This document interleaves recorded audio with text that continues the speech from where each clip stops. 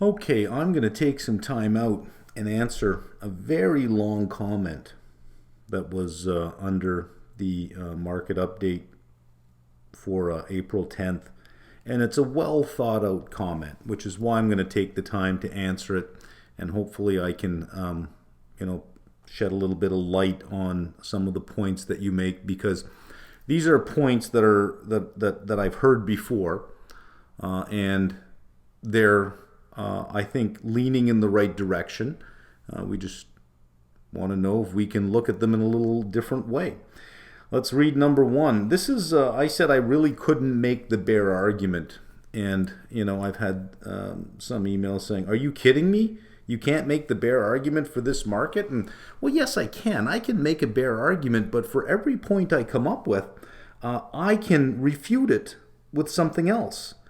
So there's no point, there's not a lot of points that stand on their own. So let me see if I can refute all these points, because they're good points, and you may have these points yourself. Anyways, coming to the main reason for my comment, I have come up with a couple bear arguments and was hoping you could give a quick read. Number one, real disposable income has been on a decline. Very true. Real disposable income has been on a climb. Let's have a look. Here it is right here. Since last May, we had a little bit blip up, and look at it going down, down, down, down, down. In fact, if you extend this trend all the way up, we should be significantly higher on real disposable income. If you're wondering what all this is, why did it shoot up? When everybody went home, when everything was shut down, why did real disposable incomes increase? It's because the people who went home were low-income earners. Typically, minimum wage went home without a paycheck, while executives and higher wage earners just went home and continued their job. So you had these kind of jumps. Every time you had lockdowns, you had these kind of jumps. You can almost count the number of lockdowns based on where the jumps are. Now, if more lower wage people start getting jobs, this is what happens. It comes right back down. So this is hard to pull apart in terms of what's going on here. But let's go back to the comment. Real disposable income has been on a decline, even if margins were to remain high with the end of quantitative easing and stimulus, which potentially caused the temporary spikes in retail sales and consumer confidence numbers. I don't know if that's true. Consumer spending and credit is likely to start to level off, if not decline, a lot faster and harder this time around as the Fed starts QT. Okay, so consumer spending and credit, that is never the case. Consumer spending and consumer credit either flatline or increase in recessions. Only when a recession is credit-led. So let me show you. By the way, I'm not done with real disposable income. I'm going to come back and show you a cleaner way to look at that. Let's look at total consumer credit. This is the 80s recession where inflation was really high. Look at this. Credit still expanded. It did not contract. Credit still expanded, even when mortgage rates were 18, 19, 20%. Credit card interest rates, 27, 28%. Credit still expanded. This is the housing, and this was a big housing crash in late 80s, early 90s, the go-go years of the 80s, the big roaring 80s. It all came to a crash. And look what happened to consumer credit. It you see no dip. It really just went sideways. This was the dot-com crash. Look at this. Consumer credit continued to increase without a problem. Only here did it decline a bit. And it declined here because this was a credit crisis. That is usually the only time where you're going to get a pullback in consumer credit, is when there is a credit crisis. Any recession we get to at this point in time, I don't see the credit market flashing warnings. This is not a credit-led crisis, which means even though we had a drop here, that was the shutdown. Nobody's going to the bank to get a loan. So you do have a drop in consumer credit here. But consumer credit tends to either, slow down in its growth, maybe even flatline, or like this here, continue to grow. So I'm not too concerned about consumer credit. This is personal consumption expenditure, which is a nominal number. This is what people spend money on. Look at every recession. Every single recession. Up here, it increased. Went kind of sideways over here in the early 90s. Here it increased as well. Little drop over here because this was a credit-related event that usually hurts the consumer a lot. And this, of course, was a shutdown, but up we go, right? But if you look back at the history of recessions, spending, consumers continue to spend. Yes, you get unemployment, but I want you to think about something. The natural level of unemployment in the US is about 4%. So even if you have 8% unemployment, what people are forgetting is you still have 92% employed. You have 4% unemployed, 4% natural unemployment, which you would have anyways, and 92% employed versus 96% employed. Those 92% will still continue to spend, and spend they do. So let's go back to the comment here. So I think we've gotten rid of a few points. Consumer spending and credit is likely to start to level off, if not decline a lot faster and harder this time around. Well, this time around is different because it's not a credit crisis. I expect that consumer credit and consumer spending will behave the way it did in the early 80s, in the early 90s, in the dot-com crash. I don't see that as a problem. We're not seeing any issues there. Why I believe there should be further downward revision to revenue growth and side effects potentially extending over to 2023. Let's tie revenue growth to real disposable income. Now, if we are on the basis that take all the incomes adjusted for inflation, it's actually been decreasing, that means revenues can grow, but not quite at the rate of inflation because the quantity of stuff being sold would be lower. Well, let's have a look. We're not going to use real disposable income because that is controlled for with the CPI, and the CPI is known to be upwardly biased. And I'll give you some information on that shortly. Let's look at the real. This is the real personal consumption expenditure. So this is what people spend adjusted for inflation. Has not increased. It's has not decreased. Look at this, still increasing. This is the real personal consumption expenditure. Why am I using this as opposed to disposable income controlled for by inflation or CPI? CPI measures the price level in an economy. The PCE measures the cost of living. They are different things. Because of the biases in CPI, CPI says, for example, here's a basket of 100 things that you're going to buy. Next month it goes out and prices out that basket of 100 things that you're going to buy. Whether you bought them or not, it prices them out, and that's a price level. The PCE makes adjustments for the stuff you actually do buy, and it will substitute. If the price of beef gets too high, it will substitute more pork. It will put a higher weighting on pork than beef. CPI doesn't change its weights. It doesn't shop around, and it doesn't substitute. Well, that's a bias. That's not measuring my cost of living. If I need 2,000 calories of food a day, I can get those 2,000 calories from a number of different sources. There are a number of budgets that will satisfy my 2,000 calories per day. I don't have to buy the most expensive budget all the time. So if prices are rising in certain areas, I say, okay, well, I'm not going to get cauliflower because it's $7 a head. I will move over to broccoli and green peppers and do something else. In my stir fry, I won't have cauliflower. It will substitute. So if we look at personal consumption expenditure, I'm not seeing an issue. I'm seeing it increase. The history of recessions that are not credit related shows that consumer credit continues to expand. Consumer spending continues to expand. I'm not concerned. Let's go back and look at some more points here. Number 2, Fed does not have the luxury to wait for supply to fix itself. Yeah, I'm with you on that one, which is why they are increasing rates.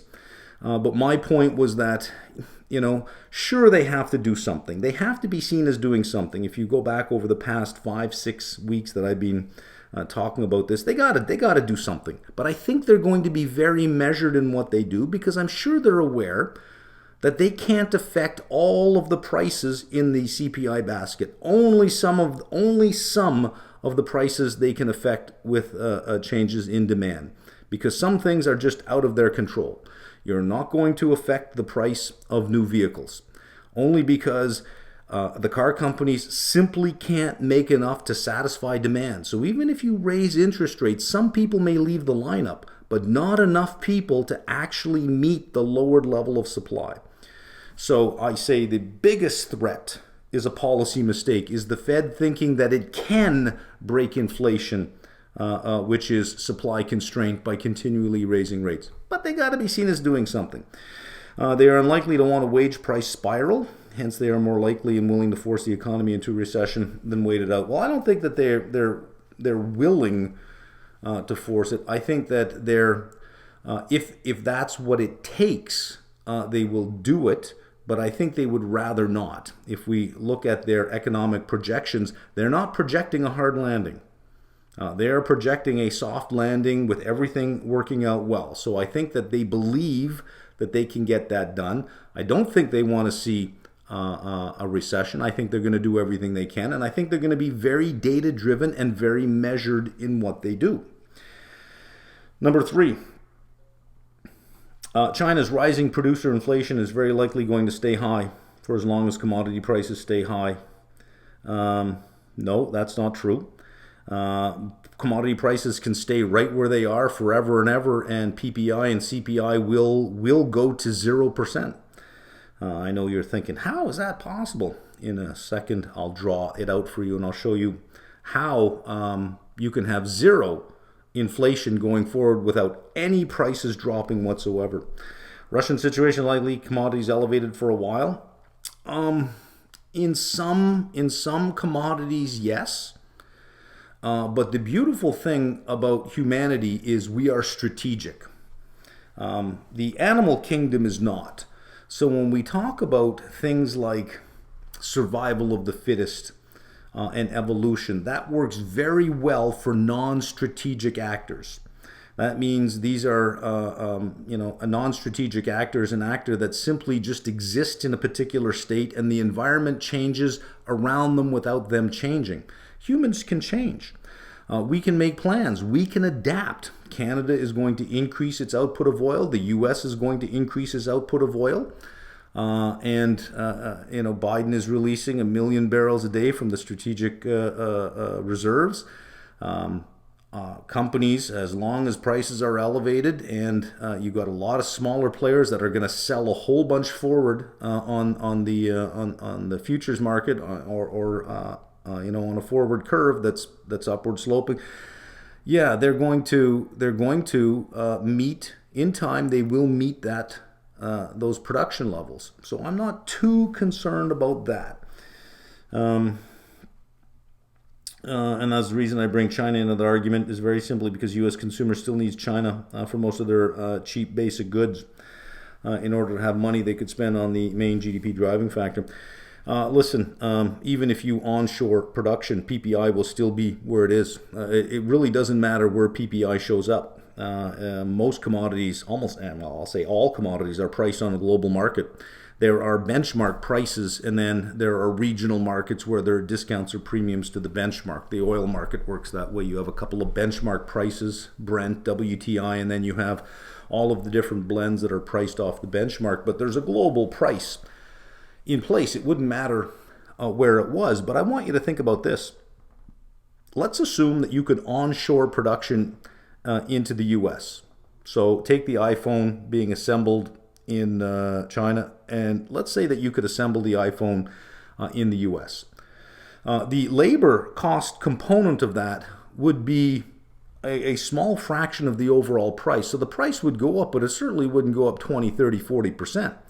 It might be an all-in price increase of 4 or 5% on the phone, a one-time hit. But when you pay somebody in China, that money circulates in China and raises demand for goods and services in China. But if you pay somebody in the U.S., that money now belongs to somebody in the U.S. who will then go out and buy stuff. So if you onshore stuff and labor costs are somewhat higher, listen, with the level of automation we have today, it's not the same as the 80s or 90s. Labor made up a bigger component of the final product. So in the 80s and 90s, it made sense to offshore as much as you could because of those labor savings. But because of automation, because of productivity gains, even if you onshore, you would not need as much labor as you would offshore. Offshore, you use a lot of labor because you say, what's the point of automating? Labor's so cheap. Here you would go the other way around. So your initial investment, your CapEx, would be higher, but your running costs wouldn't really affect the price that much. Yes, there'd be a small increase, but that small increase has a huge benefit in that money now circulates within the country. You are now creating more national income as opposed to sending your money somewhere else. Not concerned about this. Thursday CPI. This is Tuesday CPI. Unless you mean China, then I don't know when China is. Number 4, expanding the China argument. Depending on the industry, margins could potentially start to see declines as there are many geopolitical headwinds attached to those margins. Biden is reinstating or even further adding to Trump tariffs due to political reasons, as one of the risk markets may not yet have priced in. China's COVID-0, for instance, and others already happening and risking further pressure on supply-induced inflation. So these are things we know. This is an important thing about markets. If you tell me why you think a stock will go up or why you think a stock will go down, and you tell me stuff that I already know, then you have nothing. The only thing that will convince me that the stock is going to go up from where it is now or go down from where it is now is if you tell me something I don't already know. So if it's stuff that we already know, this is stuff we already know. We know Shanghai is shut down. We already know that. The market already knows that. So it's not as if somebody one afternoon is going to go, oh, by the way, totally forgot, but Shanghai is shut down. And everyone says, oh, yeah, we totally forgot about that. If you read it somewhere, it's already known information. If you are trying to determine where the market is going, you have to come up with something that nobody knows yet, that the market just doesn't know. So if you have information that's widely known, that is called common knowledge. You know it, and I know it, and I know that you know it, and you know that I know it, and the prices are where the prices are, which means, well, that's it. It's done. Now that little piece of information combined with another piece, combined with another piece, combined with another piece may come together to form a theory of where you think things are going, which means that you would have to interpret that data differently than the market. But the market already knows it. And a lot of smart people are out there interpreting stuff. And some people say it's good, some people say it's bad, some people say it's neutral. That's what makes a market. But I'll talk more about this in a little bit here. Lastly, on housing. Living in Vancouver, that is a rough market for housing to live in. You don't get much. For $2 million, you don't get much. Prices of homes around me seem to be going only in one direction. As you mentioned, demand is very evidently outpacing supply. Yes, there is a significant supply problem. Even if you had demand that was 80% of what demand was 20 years ago, based on, if you look at supply and demand dynamics 20 years ago and you say, well, let's say that demand was only 80% of that. And you say that that's 80% now, supply still can't keep up with that. But I feel there will be a breaking point, even if mortgage rates isn't it. That breaking point can come with a policy such as that of 3 red lines in China, another foreign buyer tax increase or further increase in speculation vacancy tax. Well, the Trudeau government did announce in their budget that there is I think it was at the federal level, 2 years. Foreign buyers, no more foreign buyers. Unless you are actually going to live in the house, you simply just can't. It's not even a tax. It's just no. Just absolutely no. So that'll cut down on some of the demand for pricing. But I don't know that that will then cause prices to crater or to drop. I think it would just cause prices to stop increasing as much and maybe take the heat off some markets where offers aren't coming in 500,000 above asking. Maybe they're coming in 200,000 above asking, but people are still getting the prices they want. They're just not making all these windfalls on these competitions. There is another benefit there are 2 other benefits to rising mortgage rates, by the way, and I'll get to that. Attractiveness of the country and foreigners and immigrants pooling their money into the country's housing markets. But with the current worldwide financial tightening condition, I'm sure how long this is sustainable. So yeah, this is more of a general view of the potential risk than a bearish argument. Okay, well, not much there. Let's go to my screen here. Let me see if we've gone through all this. We looked at real disposable income. Yes, it is dropping, but we looked at real personal consumption expenditure. So this is what they're spending in real dollars, and that is going straight up. So I'm not too concerned about that. If you're going to look at real disposable income, what you're going to want to do, click on Edit Graph here, and you're going to add another line, and the line you're going to add is the PCE. Personal consumption expenditure. Let's see, chain type price index. This is what you want down here. Well, you don't want to exclude. Let's keep it all in the chain type price index, and click on Add. There you go. Now you can't see it, but it's the red line way at the very bottom here because it's so low. But it'll tell you exactly what the consumption expenditure was and you wouldn't use real disposable income here. You would use disposable income, disposable personal income, along with the personal consumption expenditure. Once you're done that, download the data and then do the division. Figure out what the PCE is and then calculate what real disposable income is using the PCE and not the CPI. And if you want to get really aggressive, you would use the trimmed mean PCE. And the trimmed mean PCE says, listen, there's a whole bunch of prices that have really fallen a lot and a whole bunch that have really risen a lot that, are kind of outside of what is what we would consider core. Let's take those out and look at the middle.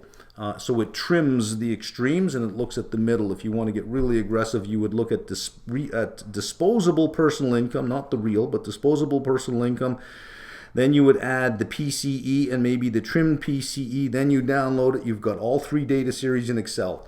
Then you can calculate what real disposable income is using either the PCE or the trimmed PCE. And I think you'll find that this downward trend at the very end, when you stop using CPI, when you use PCE, which measures the cost of living, I think you'll find that that actually is increasing. So there's the real personal expenditure. We've looked at consumer credit. We've looked at personal consumption. Here's retail sales, by the way. It doesn't go back far enough, but look at through this last recession over here in the 90s. Notice retail sales continue to increase. If you put money in people's pockets, they will spend it. Here, this is the credit crisis. You would think that there'd be a bigger drop off. Look at this. Yeah, it kind of went sideways a little bit, right? I mean, little drop off, but not much. And that's spending. And that was the credit crisis. And then up we went. This was the shutdown, obviously. But, as soon as you can get back in the malls, consumers were back in the malls. By the way, this is the trimmed mean PCE inflation rate. It is 3.63% for February. The PCE was 5.2, CPI was 6.4, core CPI was 6.4, that's a price level. Cost of living measurement was 5.4, but if you get rid of, for instance, jewelry dropped 50%, well, that's not realistic. I mean, you don't expect that to continue on going forward, so it dropped off jewelry at 50%. And there was something else that increased like 150%. You look at it, well, that's not going to increase either, so let's get rid of that. So it trims all of those excesses, and it takes the middle part. And this is only 3.63%. So, if PCE is our cost of living and we can ignore these big extremes on either side and focus on the real core, we're somewhere around, well, you could say 3.5% to 4% overall. Some numbers, like when you look at CPI and you don't know that it's biased upwards, can be these big, bold numbers that scare you. But when you look at the research on this and the data, you find, well, it overstates inflation anyways. The PCE is what we want to look at. But the PCE also has issues in that it can be that you have these extremes on either side. So the trimmed mean is something you can look at. You can also look at the 16% trimmed CPI if you, for some reason, want to make a theoretical argument that no, it's the price level we should look at, then I would suggest that you use a trimmed CPI. Let's go to my notes here. Number one, real CPI, real PCE. This is what you want to look at, personal consumption expenditure on a real basis. CPI overstates inflation. You can read all about that in the Boskin report or the Boskin Commission. So if you Google Boskin Commission, it's from the mid-90s. The central bank authorized this, saying, hey, let's find out if this is true or not. That's why they tend to use the PCE now. 4 biases were identified. One of the big ones was substitution bias. The CPI makes no substitutions, but we are strategic. We go to the mall and we say, well, or go to the grocery store, we say, oh man, look at the price of beef. Let's get pork or chicken instead. We can go to the sporting goods store and say, oh, those shoes were $160. They're $200 now. Well, listen, all I got is $160. You're still going to buy a $160 pair of shoes. You just won't buy the ones that you wanted to buy, but you're still going to buy the $160 pair of shoes. That is your cost of living. You have a budget and you're going to spend that budget and you will substitute. Well, CPI doesn't do that. There are 4 other biases as well that aren't accounted for, but it came to the conclusion that on average it's about 1.1% that CPI overestimates, and it was a range. It's like 0.6% to 1.6%, or I think 0.4% to 1.6%. There was a range, and they just took the middle of the distribution, said 1.1. So use the PCE instead. And as I pointed out, consumer spending, consumer credit only pulls back when there is a credit-related event. And even then, not that much. So, the consumer is the hero here. Number 2, the Fed can only affect certain prices in the CPI basket. Thus, my statement, the risk, the big bear case lies in a policy mistake, lies in the Fed thinking that they can fix all the prices in the basket. And raising rates too much and not having the success they want, and still raising rates. He was saying, well, we got to go further. That's where the biggest risk lies right now, I think, in a policy mistake. Number 3, about the argument, if prices remain high, PPI is going to be a mess for a while. Inflation measures price changes, not price levels. So let me give you an example here. Here we are here. There's 12 months later, there's 24 months later, and here's month 25. From here to here, this is the price level. This is P0, this is P1, right? Let's get all our dotted lines in here so you feel like you're back in microeconomics. There's P1. Well, that's going to show that's a large increase in prices. You had a large increase in the price level. You're going to have a high CPI read year over year because it's going to use this number over this number. So you got a large increase in price level and a large CPI read because you'll have a high change in the price index. Inflation is the change in the price index. So when somebody says, CPI came in at 4.8%, no, the change in CPI came in at 4%. I know what people mean when they say it, but the price index didn't come in at that. The change in the price index come in at that. Now, over this period of time here, every month that you get inflation, you're going to have what are called base effects, because this month will be over this month. This month will be over this month. This month will be over this month. Until you get to month 25. The price went sideways, but this month will be over this month. You're going to have almost no change in the inflation rate, very low change in the CPI, but still at a higher elevated level. So prices can go up and never come back down, and inflation would drop to 0, which is what is believed to occur. Look at all the words I'm putting in. Which is what is believed to be in store for us ahead as we go into the months that had high increases year over year, or high increases last year. The base effects will be gone. We'll be off of this curve and onto a flatter curve, so that the measure of the change in the price index will moderate through base effects. That's most economists will say, yeah, that will happen on its own. Base effects will take care of that, but you're still going to have a price level that is increasing. Now, let's be clear with something. Price level is not coming back down. Here's why. The Fed doesn't want it to come back down. The Fed wants inflation, 2%. So the Fed is not saying you got to get these prices back down. The Fed's not saying that at all. The Fed is saying you got to stop the growth in the prices and only have prices grow 2%. But make no mistake, prices are going up from here. Just the Fed wants them to go up slower. Prices will go up the price level goes up most years. I say most because there have been some where the price level has either, gone sideways or even turned negative, which is very, very rare for the price level to turn negative. It's usually a big credit-related event or the big shutdown we had. But for most recessions, price levels very, very rarely retreat. Because the central bank is motivated to keep it up. Now, if they saw inflation going 2%, then 1%, then 0%, then negative 1%, you might be saying, finally, prices are going to go back to where they were. The Fed would stop in and say, whoa, whoa, whoa, we don't want that. You got to get it back up there. That's their mandate. That is their mandate. So if prices stay high and don't come back down in 12 months, if prices go sideways at a very high level in 12 months, inflation will be 0%. 0%, so you will not get a wage price spiral. The only way you'll get a wage price spiral is if prices keep doing this.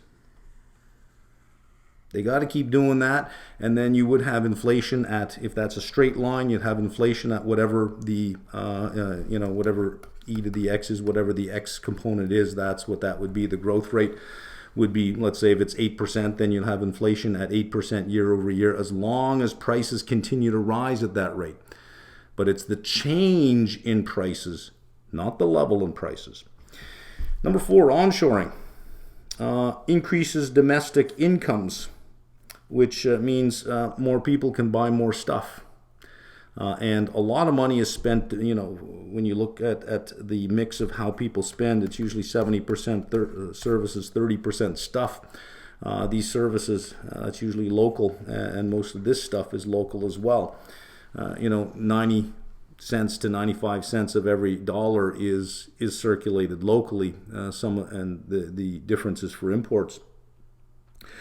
So, onshoring is going to raise costs, but it's also going to raise national incomes, or the level of national income. And if you work on the identity, like Y equals I, output equals incomes, that the output of something is an income to somebody else, then even if you're paying somebody more money, incomes are greater, that person will then go spend that money. So you can have a rent argument saying, look, I used to pay $1,000 in rent. Now I got to pay $1,200 in rent. So I got $200 less that I can go spend. That's got to hurt the economy. Yeah, you got $200 less, but I got $200 more. I'll go spend it. The same money will be spent just by different people on different things. If I take $200 from you, your argument that you have $200 less to spend is negated by my argument that I got $200 more to spend. But $200, believe me, will be spent. Also with automation and productivity gains, especially over the last 20, 30 years, outsourcing or keeping jobs in the U.S. is not the same in 1985 as it is in 2022. It wouldn't have the same effect on the price of the output. And when companies offshored, they did not pass those savings on to you with lower prices. They just increased their margins. If they onshored, costs would go up, but they would be mild. I don't know that it would be much of a problem to start thinking about, well, what parts of our supply channel can we bring back from China? That would then help our market here. The downside of that as well, if you take money out of China, China's a big growing market, the fastest growing market on the planet. You'd actually hurt the fastest growing market on the planet, so maybe we don't want to do that. Again, companies and people can be strategic, right? Higher housing costs may increase the participation rate in labor. So I was thinking about this the other day, saying, just playing around with mortgage rates, and I took a $500,000 mortgage, and I said, well, what are the monthly payments at 5% interest? What are the monthly payments at 7% interest? And the price of the mortgage was about $700, $600 and some odd dollars higher a month. And let's say that I was in a household where that happened, and maybe somebody in the household says, well, I guess I could pick up some part-time hours here, or I could go back to work. The participation rate is lower because people left the workforce. If housing costs are increasing, they can always come back to the workforce. It may have the benefit of increasing the participation rate. The other adjustment that is made are the home builders. So if you had a $500,000, I'm going to just write up here, you could buy a $500,000 house if the interest rate was 5%, but you could only buy a $420,000 house if the interest rate was 7%. They'll start building $420,000 houses. So instead of building 2,200 square feet houses, they'll build 1,900 square feet houses. They will build to the market. So that monthly payment affordability will still be there. You'll just buy less of what you could have bought. By the way, if you adjust the participation rate for what the participation rate was before the pandemic, we would have an adjusted unemployment rate of 7.2%. The unemployment rate is 3.6% only because so many people have left the workforce. But they are coming back in. That participation rate is increasing. So if it continues to increase, I think we'll be okay. If you adjust the unemployment rate now and say, well, let's assume the participation rate was back at 65 instead of 62%. How many people would be unemployed if that were the participation rate? You'd have an unemployment rate of 7.18%. So to me, that does not sound like a labor market that is overheating. You have wage increases, but I'll tell you something. You can have wealth redistribution done two ways. You can have it done with wages, or you can have it done with taxes. I much prefer wages than taxes. If governments are very concerned about the level of income and wealth inequality, taking money from me with taxes and pretending to give it to those at the bottom hasn't worked for since as long as there have been taxes. It's never ever worked. Otherwise, there'd be no poor people, because tax rates have only gone up and up and up and up and up and up and up and up.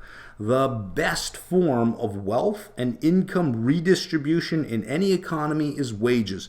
What is wrong with wages increasing?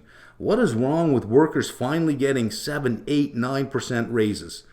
Even if that went on for a year or two, good. You don't need housing prices to fall down if you can have wages increasing over time to catch up with the price level of where everything is.